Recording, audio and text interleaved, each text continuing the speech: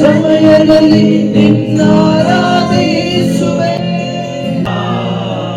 ನಾವೇ ಧನ್ಯರು ನಿನ್ನಾರಾಧಿಸುವ, ನಾವೇ ಧನ್ಯರು ನಿನ್ನ ಸೇವೆ ಮಾಡುವ, ನಾವೇ ಧನ್ಯರು.